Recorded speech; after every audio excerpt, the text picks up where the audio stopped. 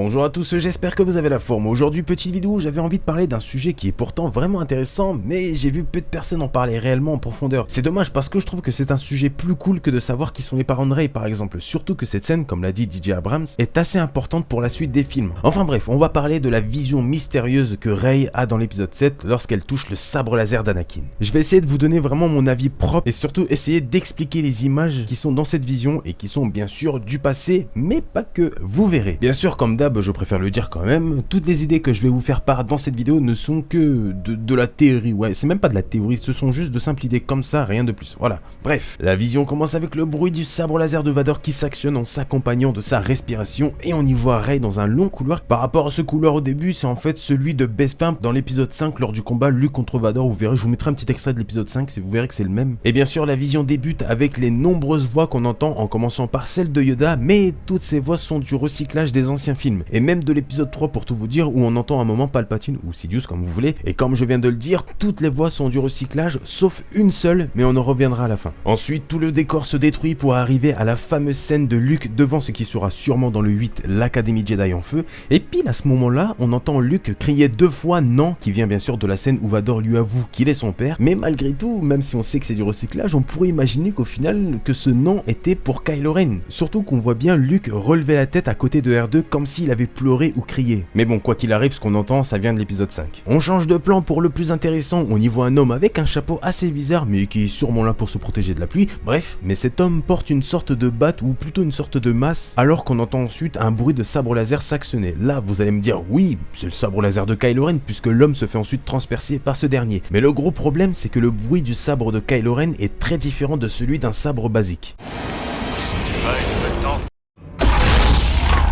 Donc, à qui pourrait appartenir ce bruit de sabre laser qu'on entend? Je vois 2 idées extrêmement simples à ça, soit c'est celui de Luke, ou soit celui d'Anakin. Voilà, c'est extrêmement simple comme je l'ai dit. Ensuite, on y voit le plan extrêmement classe avec les chevaliers de Ren et plein de cadavres au sol. Au niveau des corps par terre, à l'époque j'avais dit que ça pourrait être des apprentis, mais le problème c'est que la scène de l'Académie en feu et celle des chevaliers de Ren, c'est pas la même. Déjà on le voit au niveau des effets météo, la scène avec les chevaliers de Ren, il pleut à verse contrairement à celle de Luke où c'est tout sec on a l'impression. Peut-être que c'est avant ou après la destruction de l'Académie, on ne sait pas encore. Mais au vu de la tenue du mec qui se fait tuer par Kylo Ren, on dirait une sorte de rebelle. Le seul truc dont je suis sûr c'est que c'était pas un chevalier de Ren parce que tous les chevaliers de Ren portent des casques alors que lui il en a pas, regardez bien. Enfin bon, on verra, mais pour l'instant on a très peu de réponses. Je vais pas commencer à partir dans des théories alors que là franchement j'ai rien pour me baser réellement. À moins que le bruit de sabre laser qu'on entend juste avant venait en fait de cet homme. Mais le problème c'est qu'ensuite on le voit avec une sorte de masse. Donc soit il a perdu son sabre laser après ou soit ça vient pas de lui. Bref, attention, restez attentifs, c'est très important là. Chose très intéressante avec cette même scène, c'est ça. Regardez en haut à droite, on y voit une grande structure au loin et croyez-moi, ça m'a l'air important puisque l'orage met bien l'accent dessus pour qu'on le remarque. À première vue, au niveau des 2 petites tours et même une 3e petite tour que j'aperçois maintenant, on pourrait se dire que ça ressemble à un temple Jedi et que ça pourrait être celui qui est détruit et qu'on verra dans le 8. Il y a une petite ressemblance avec la grosse structure au milieu qui se ressemble vachement avec celle qu'on voit dans le 8, donc il y a quand même une grande chance que ce soit l'Académie avant qu'elle ne soit détruite. Mais encore une fois là, les effets météo trahissent, parce qu'il pleut énormément dans la scène des Chevaliers de Ren qui est censée se passer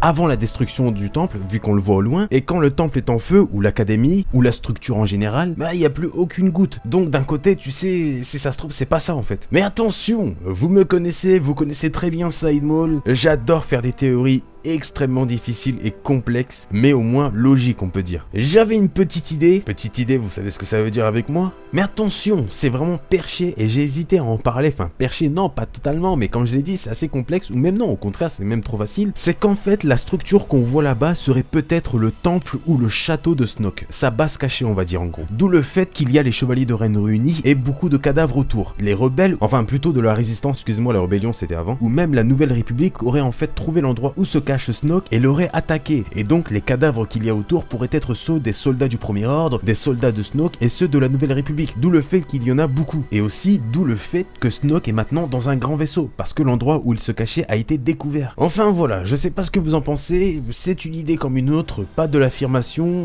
donc à voir. Bref, ensuite je vais parler d'un plan qui n'est pas dans le film, malheureusement il n'est que dans le trailer, mais qui peut avoir une certaine importance, c'est celui où on peut voir les chevaliers de près, et ce qui nous intéresse là c'est Kylo Ren. Regardez regardez au niveau de sa main gauche, on a l'impression qu'il tient quelque chose et ce quelque chose ressemble mystérieusement ou bizarrement à un manche de sabre laser. Et c'est peut-être de celui-là que vient le bruit du sabre qu'on entend juste avant. Mais après il faut se demander pourquoi il a un sabre laser dans la main gauche. Est-ce que ça pourrait être celui d'Anakin? Ce que je doute au niveau de la forme, et pour le peu qu'on voit, ça n'a pas l'air. On dirait plus celui de Luke, ce qui pourrait rejoindre une théorie que j'avais faite comme quoi Kylo Ren aurait pris le sabre laser de Luke pour l'apporter à Snoke. Mais bon, encore une fois, ce n'est qu'une supposition, et de plus au final, si ça se trouve, il tient autre chose ou même rien du tout. Enfin voilà pour ce plan avec les chevaliers de Ren. On attaque la vision de Rey, enfant qui pleure en criant, revient auprès d'un vaisseau qui s'en va. Qui pourrait être dedans? Les réponses les plus populaires diraient que c'est Luke, mais le gros problème c'est que Rey a été confié à Unkar Plutt, qui est quand même un bon gros salaud, surtout avec Rey. Donc pourquoi elle aurait été confiée à lui et pas à quelqu'un de plus sûr? C'est quand même bizarre et je vois mal Luke l'abandonner comme ça avec quelqu'un comme lui. Mais bon, on aura la réponse par rapport à ça un peu plus tard et on saura peut-être pourquoi Luke l'a abandonné sur cette planète. Enfin, vraiment déjà, si c'est vraiment Luke. Après bien sûr, si c'est Luke, bah on verra, mais personnellement j'espère que ce n'est pas lui. Enfin bref, on verra. On passe à la dernière vision qui est très différente des autres, tout simplement parce que ce n'est pas une vision du passé, mais du futur. Pourquoi me direz-vous?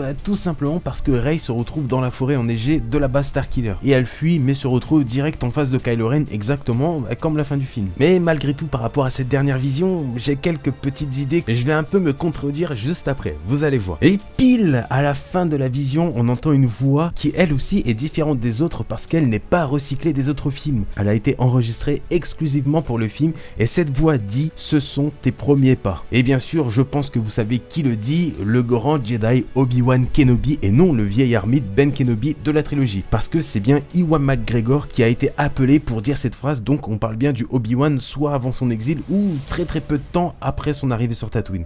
Bon bien sûr, certains pourraient me dire oui, c'est parce que Alec Guinness il est décédé donc ils ont pris celle d'Ewan McGregor, mais le truc c'est qu'ils auraient pu reproduire la voix du vieux Ben, ce qu'ils n'ont pas fait. Donc plusieurs idées me viennent en tête par rapport à cette phrase. Attention, accrochez-vous. La première idée c'est qu'Obi-Wan parlait en fait à Luke le jour où il a fait ses premiers pas quand il n'était encore qu'un enfant. Mais le souci là c'est qu'Obi-Wan n'a pas réellement approché Luke quand il était enfant, du moins depuis qu'il a amené Luke sur Tatooine. Il est resté toujours à distance pour veiller sur lui et même Owen, l'oncle de Luke, ne voulait pas qu'il s'approche de Luke si mes souvenirs sont bons. Donc j'ai du mal à croire qu'il a pu passer du temps avec Luke pour ensuite lui dire ce sont tes premiers pas, mais ça reste une petite idée comme une autre. N'hésitez pas à me dire ce que vous en pensez. Ensuite la deuxième idée qui est par contre un peu tirée par les cheveux mais qui se rattache un peu à ma théorie sur le fils caché d'Obi-Wan, je vous invite à aller la voir. Sauf que là bien sûr c'est plus trop un fils caché. En fait Obi-Wan parlerait sûrement à son fameux enfant qui pourrait être par la suite le père ou la mère de Rey si au final Rey est une Kenobi. Mais bon, ça c'est vraiment autour de la théorie si Rey est une Kenobi. Rien de plus, ne vous inquiétez pas, je n'affirme rien du tout. Bon en fait je vous ai proposé cette idée parce qu'il est strictement impossible qu'Obi-Wan a pu assister au premier pas de Rey dans le sens où il était mort depuis un sacré bout de temps. Je vous rappelle que Rey est né 15 ans après la bataille de Yavin. Ben était quand même mort depuis 15 ans aussi. Et là certains pourraient me dire oui mais il est réapparu en esprit, il aurait pu voir Rey faire ses premiers pas et donc dire cette phrase.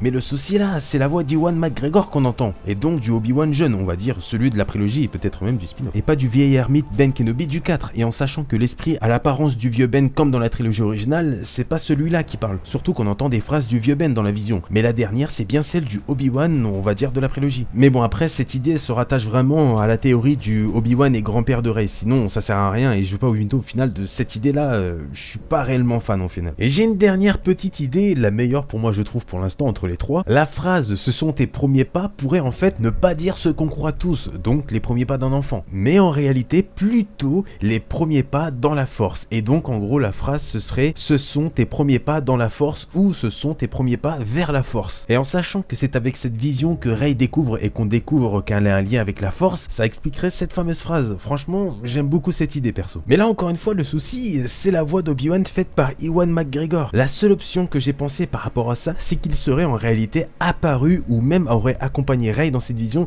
sans bien sûr qu'on le voit, et c'est lui qui aurait fait entendre les autres voix dans la vision, d'où le fait que la sienne soit la seule voix qui n'est pas recyclée et qui termine la vision. Je vous rappelle que la voix du vieux Ben ne compte pas réellement comme la voix d'Obi-Wan. Je vous ai expliqué juste avant pourquoi. Et j'ai un autre truc à proposer, le point commun avec toutes les voix, c'est qu'elles sont prononcées par des personnes qu'Obi-Wan connaît. Yoda, Luke, Palpatine, lui-même en vieux Ben, et la respiration de Vador. Et en sachant que c'est des visions du passé qu'elle a vues, c'est peut-être le Obi-Wan du passé qui est intervenu et qui l'a accompagné, et bien sûr a fait déclencher les voix qui font toute partie, encore une fois, du passé. Alors, je vous l'ai dit, hein, moi quand je fais un truc et quand quand je réfléchis à un truc, j'avance très très loin, je reste pas au premier carrefour. Ah non, non, moi j'avance jusqu'au bout, moi. Donc je peux partir réellement dans des trucs extrêmement compliqués, tout ça, mais qui sont pas, on va dire... qui sont pas illogiques, tu vois. Bon, bien sûr, même si je trouve que la deuxième partie de l'explication avec le Obi-Wan jeune qui revient du passé, enfin, putain, je m'embrouille moi-même. Non, franchement, vous inquiétez pas, je comprends que ce soit difficile à comprendre et même, je parie moi-même que ce ne sera pas ça dans le film, pas du tout. Et si c'est ça dans le film, bah, bonne chance pour l'expliquer correctement, parce que moi, j'ai eu du mal, je vais pas vous mytho. Après, oui, je sais, certains le diraient, oui, c'est what the fuck, mais non, c'est pas what the fuck, seulement difficile à concevoir. Et franchement, de toute façon, ça reste de simples idées qui viennent de moi et non des révélations, des rumeurs ou autres. Voilà. Bref, la vision se termine là-dessus et encore une fois, j'espère que ce sera autre chose. Parce que bonne chance pour comprendre. Comme vous avez pu l'entendre, j'ai cité vraiment plusieurs idées, mais juste derrière, j'ai essayé de contredire certaines de mes idées que j'avais dit juste avant. Vous avez compris? Non, tout simplement pour vous dire en gros que ce n'est pas parce que je fais une théorie que j'y crois moi-même, tu vois. Ce n'est pas parce que je dis en théorie, oui, Rey c'est la fille de Obi-Wan que je n'ai pas le droit de me contredire ensuite. Non, au contraire, je me contredis parce que il faut pas que je reste sur une seule théorie, il faut pas que vous restiez sur une seule théorie. Il faut toujours essayer de trouver quelque chose pour contredire ça. Et moi, quand j'ai l'occasion de me contredire moi-même, eh ben je le fais, au contraire, c'est bien. Enfin bon, ensuite Maz se ramène en disant que le sabre a appartenu à Luke et avant à son père. Et je sais pas si vous avez remarqué, mais elle dit bien à son père sans dire le prénom Anakin. C'est peut-être rien, mais ça reste bizarre pour moi. Bref, elle lui dit en gros que le sabre l'a choisi, ce qui est quand même assez bizarre. C'est un sabre laser, une arme qui a été totalement fabriquée par la main d'Anakin, exactement comme pour le sabre laser de Yoda, Obi-Wan, Luke, etc. C'est une arme de Jedi, rien de plus. L'arme n'est pas vivante, elle n'a aucune conscience, le sabre laser n'est pas lié à Anakin spirituellement. Il lui a juste appartenu, comme ensuite il a appartenu à Luke. Tout le monde peut l'utiliser, ce n'est pas une arme ou un objet magique. Le sabre, en gros, il est pas sensible à la force, enfin, vous voyez ce que je veux dire? C'est une arme créée de toutes pièces. C'est un sabre laser au final basique. Surtout qu'Anakin était assez connu pour ne pas prendre soin de ses sabres laser. Donc au final ce sabre, il avait vraiment rien de particulier par rapport aux autres qu'il avait eu auparavant. Donc le fait qu'elle dise que le sabre l'a choisi... je trouve ça un peu bizarre et je pense plutôt que c'est par rapport à quelque chose d'autre que je vais essayer de vous expliquer. Attention, mettez la ceinture. On sait déjà que le sabre laser a été retrouvé à coup sûr par Luke, parce qu'il était le seul à savoir où il avait été perdu, enfin surtout sur quelle planète il l'avait perdu. Le truc qu'on ne sait pas par contre, c'est quand il l'a retrouvé et récupéré. Peut-être entre l'épisode 5 et 6, il a dû le retrouver, mais il ne l'a pas utilisé dans le sens où il était devenu lui-même chevalier Jedi. Et avant en fait, quand un padawan en fait passait au stade de chevalier Jedi, il construisait son propre sabre laser. Donc Luke n'a pas utilisé le sabre laser pour se construire le sien à lui-même. Mais bon, après ça c'est que de la théorie, je vais pas vous mytho, je viens juste d'y penser, je viens juste de l'imaginer dans ma tête. Mais on s'en fout, on la met de côté, peut-être pour une autre vidéo, mais pour l'instant on s'en fout. La seule réponse qu'on a vient de la bouche de Kylo Ren à la fin du set où il dit à Finn que ce sabre est à lui, ce qui veut dire que Ben a déjà vu ce sabre et qui a peut-être même dû être le propriétaire à l'époque où il était du bon côté. Luke a dû lui donner pendant son apprentissage, en sachant que c'était un Skywalker, c'était un peu tout simplement le descendant, le dernier descendant, et au final, ce sabre lui revenait de droit. Je l'avais déjà expliqué dans une autre vidéo. Mais tout ça en gros pour dire que le sabre a bien été retrouvé par Luke et qu'il a ensuite sûrement donné à Maz pour qu'elle le donne à Leia et qu'elle puisse voir ce que son fils a fait et qu'il ne peut plus revenir du bon côté. Ne vous inquiétez pas, je vais vous expliquer, promis, ne tombez pas par terre, laissez-moi expliquer. Dans le teaser de l'épisode 7 à l'époque, Luke raconte que la force est puissante dans sa famille. Rien de nouveau là, et un plan qu'on ne voit pas dans le film malheureusement, pourtant il est classe, mais qui pourrait soutenir mon idée apparaît. C'est celui où Maz donne le sabre à Leia. Et si cette vision au final n'était pas pour Rey mais pour Leia, parce qu'au final toutes les visions, à part celle où elle apparaît petite, mais ça reste plus un souvenir enfoui dévoilé par la force par rapport à elle je trouve. Bref, les autres visions concernent uniquement Luke mais surtout Kylo Ren, et en sachant que ce dernier est le fils de Leia, Luke aurait fait en sorte d'imprégner le sabre de ses visions grâce à la force pour les faire montrer à Leia, et le seul moyen de faire apparaître ses souvenirs, ses visions, de les déclencher, c'était d'être assez sensible à la force. Et Luke savait que sa sœur avait une sensibilité avec la force, d'où le fait que dans le teaser, Luke dit bien que la force est puissante dans sa famille et que sa sœur l'avait aussi. Et le plan qui apparaît dans le teaser pourrait confirmer mon idée. Surtout que tout à l'heure je vous ai parlé du plan où Rey a la vision du futur quand elle est sur la base Starkiller dans la forêt en neige. Mais si ça se trouve cette vision était juste là en fait pour prévenir Leia et prévenir les rebelles en même temps que le Premier Ordre a construit une arme encore plus puissante et plus grosse que l'étoile de la mort. Tu vois, pour prévenir qu'elle existe et que la vision en réalité n'était pas complète. Et que Luke en réalité il aurait vu vraiment la forêt mais aussi toute la base Starkiller à l'aide sûrement de vision de la force, parce que certains Jedi avaient la capacité on va dire de voir un peu le futur. C'était un peu le cas de Yoda par exemple. Et donc il aurait voulu que Leia voit ça aussi, parce qu'au final la vision que Rey voit elle est pas complète, il y a plein de coupures, donc on ne sait pas réellement si elle est réellement comme ça. J'ai dit réellement deux fois en même temps en quelques secondes. respect. Je sais pas si vous voyez ce que je veux dire, mais j'ai vraiment envie que vous compreniez cette petite idée. Mais bon, bien sûr, malheureusement, ce plan n'est pas dans le film, mais ça n'empêche pas que c'est peut-être au final Luke qui a fait en sorte que ces visions apparaissent lorsqu'une personne assez sensible à la force les découvre en touchant le sabre laser, d'où le fait que Mas dit que le sabre t'a choisi. Enfin, voilà mon avis et mes petites idées sur cette fameuse vision. Après, bien sûr, comme je le dis, et je le dis à chaque fois, la seule vérité sera dans les films. Et tout ce que j'ai dit, c'est à prendre juste comme des petites propositions, des petites idées, des petites théories si vous voulez, mais rien de plus. Mais comme je l'ai dit, ne restez jamais sur une seule et même théorie, allez un peu plus loin, essayez de toujours contredire